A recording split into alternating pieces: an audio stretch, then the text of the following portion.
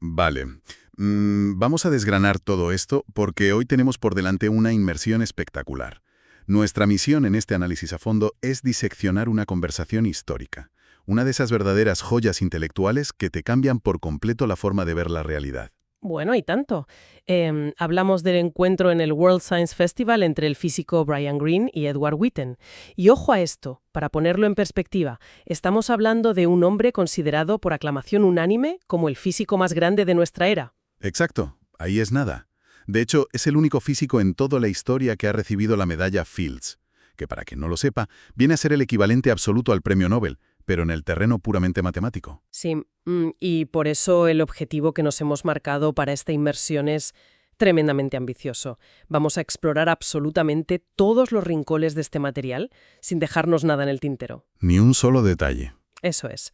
Para cualquier persona de nuestra audiencia que busque comprender la vanguardia de la física teórica moderna, desde cómo operan los agujeros negros hasta la intrincada naturaleza del libre albedrío, esta pretende ser la guía definitiva. Y, muy importante, lo vamos a hacer sin abrumar a nadie con una pizarra llena de ecuaciones indescifrables. Claro, no hace falta. Vamos a ir directamente al núcleo de las ideas. Pues venga, pasemos de las presentaciones y vayamos directos a la primera gran incógnita.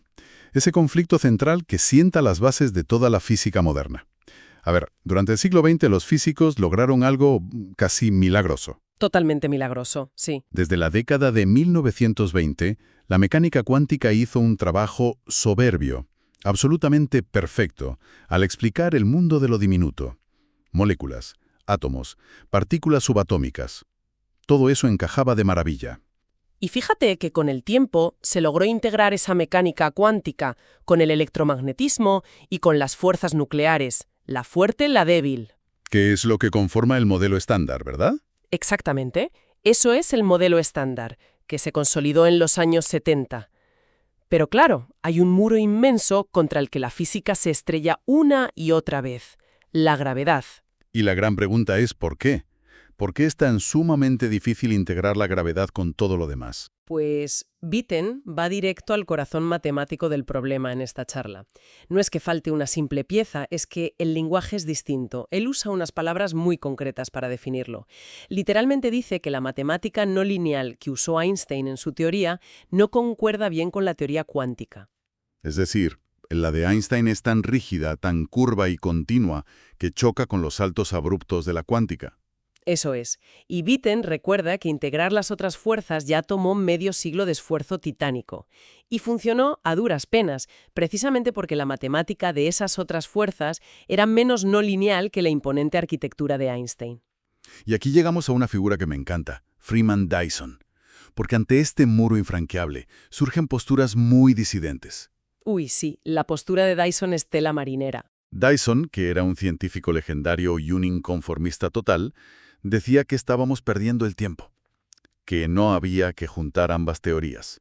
Su idea era usar la cuántica para lo pequeño y la relatividad general para lo inmenso, para las estrellas y galaxias, y dejarnos de historias de unificaciones. Es una visión muy pragmática.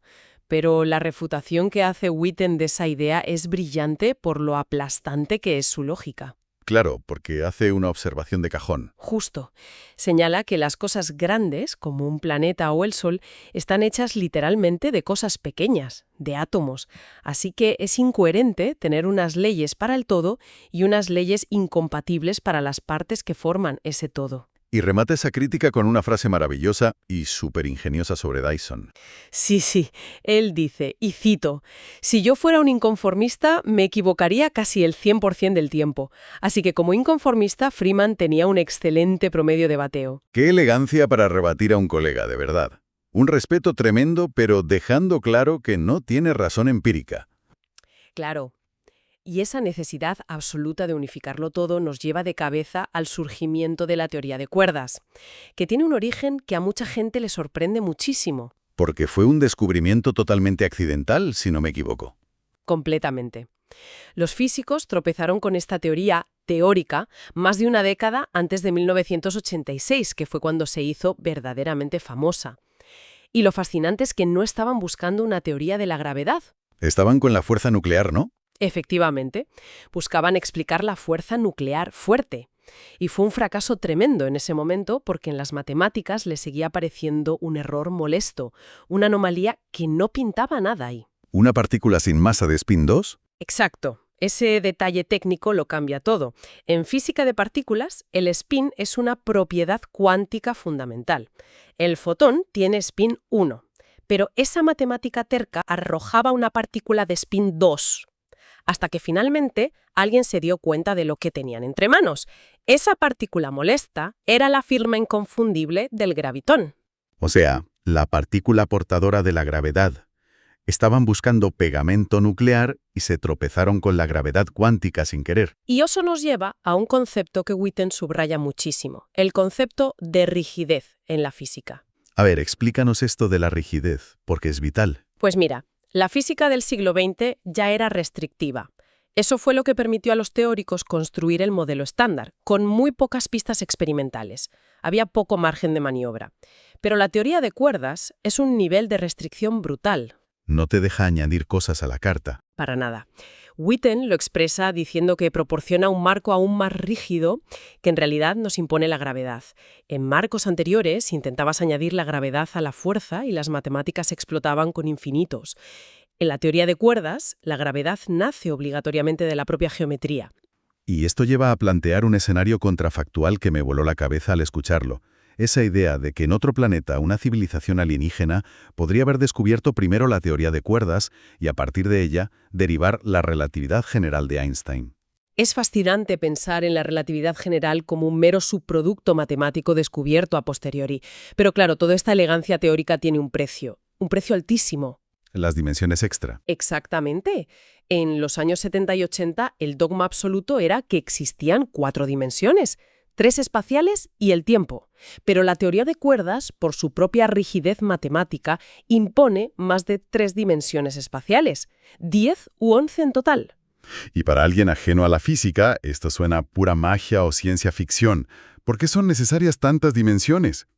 Porque para construir un mundo tetradimensional con la riqueza increíble de partículas y fuerzas que vemos a nuestro alrededor, y hacerlo a partir de algo conceptualmente tan simple como cuerdas vibrantes, se requiere una geometría subyacente súper rica. Formas ocultas y enrolladas, ¿no? Eso es, dimensiones invisibles enrolladas sobre sí mismas que otorgan a la teoría la libertad necesaria para describir absolutamente todo nuestro universo. Pero claro, asimilar esto costó muchísimo sudor frío en la comunidad. Había un escepticismo inicial enorme. Witten mismo lo cuenta de primera mano.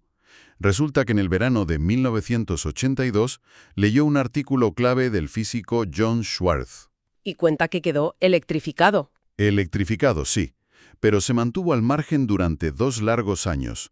Y no porque no le gustara, sino porque le tenía un respeto reverencial.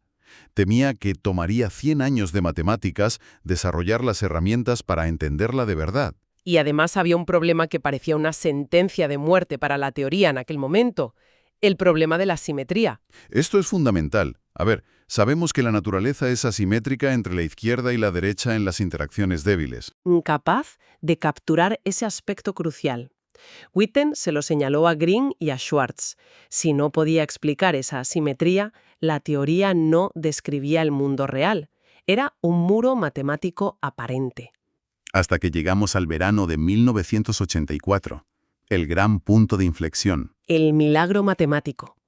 Green y Schwarz descubren una formulación, un truco analítico tan sutil que, de repente, obliteró por completo este problema de la asimetría. Se desvaneció. Y al ver eso, al ver cómo la teoría se salvaba de la quema en el último segundo, Witten decide apostar su carrera entera en ella.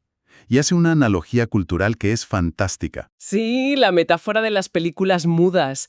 Dice literalmente, la teoría de cuerdas es una increíble historia de los peligros de Pauling.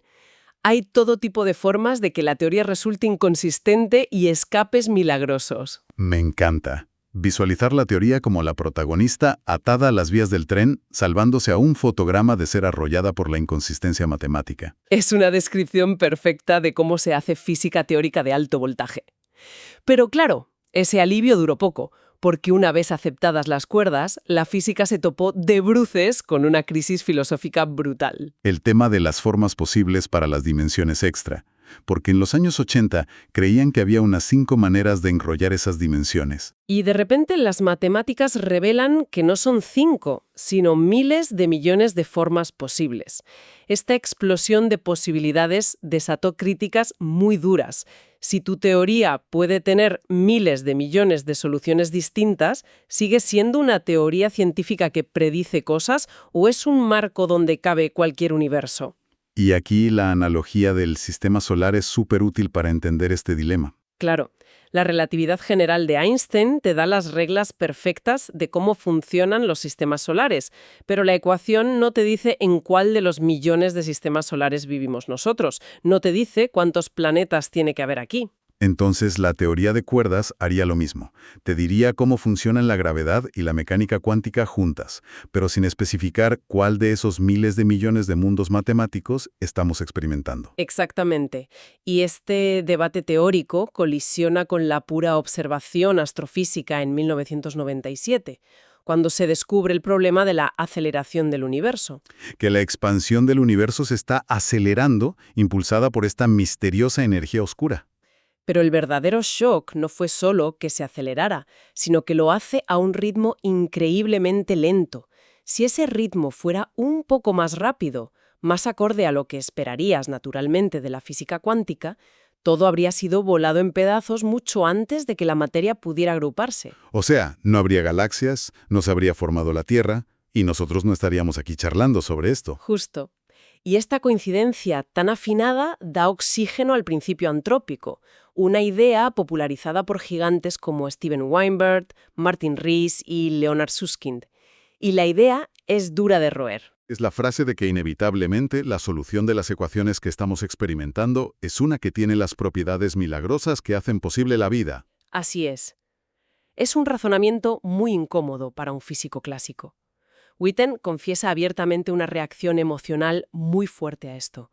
Cuenta que lo molestó profundamente y que lo hizo muy infeliz durante años. Claro, como físico quieres una ley pura, elegante, que te dicte el porqué de la masa del electrón sin recurrir a nuestra propia existencia como argumento. Totalmente. Pero al final tuvo que hacer las paces con ello. Y su conclusión es una lección de humildad científica. Dice que el universo no fue creado para nuestra comodidad al entenderlo. Sus leyes no tienen la obligación de hacernos sentir bien. Aunque sabemos que él todavía tiene cierta esperanza en futuros datos, ¿verdad? Sí, menciona el experimento DESI. A Witten le encantaría que esos datos demostraran que la tasa de aceleración del universo está, de hecho, disminuyendo. Eso permitiría volver a explicaciones físicas convencionales. Aunque, siendo el científico riguroso que es, admite que por ahora la evidencia de esa disminución no es convincente.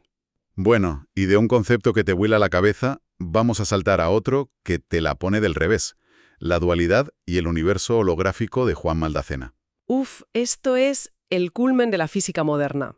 La dualidad, para empezar a explicarlo, significa tener una misma teoría física descrita en dos lenguajes matemáticos completamente diferentes. Como tener la misma novela escrita en castellano y en chino mandarín. La historia es idéntica, pero los caracteres no se parecen en nada. Es crucial.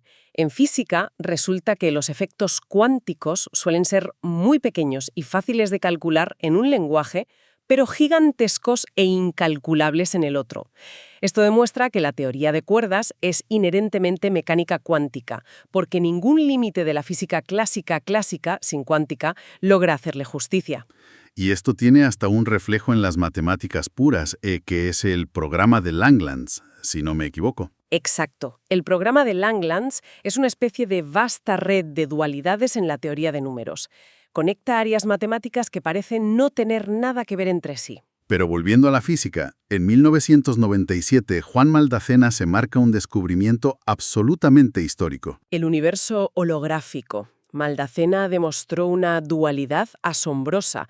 Resulta que una teoría cuántica de campos estándar, sin gravedad, definida en una superficie estática, Witten dice que es una teoría que prácticamente se sienta en un estante acumulando polvo, pues esa teoría describe secretamente, de manera holográfica y exacta, un volumen de espacio con gravedad, con agujeros negros, planetas y civilizaciones.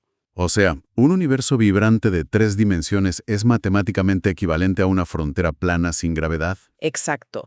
Esto refuerza de una manera inquebrantable que todo este edificio teórico no es una mera coincidencia matemática. Conecta matemáticas abstractas y puras con mundos habitables reales. A pesar de que nuestro mundo real se vea turbio o caótico en comparación con esa ecuación prístina que descansa en la estantería. Así es. Y si hablamos de cosas que resultan turbias en el mundo real, no hay nada más desconcertante que la propia mente humana que hace estas ecuaciones. El tema de la conciencia, la medición cuántica y el debate sobre el libre albedrío. El elefante en la habitación desde la época de Einstein. Einstein odiaba lo que llamaba acción fantasmal a distancia, esa no localidad cuántica. Sí, y luego vino John Bell y demostró matemáticamente que las cosas eran aún peores y más extrañas de lo que Einstein llegó a temer.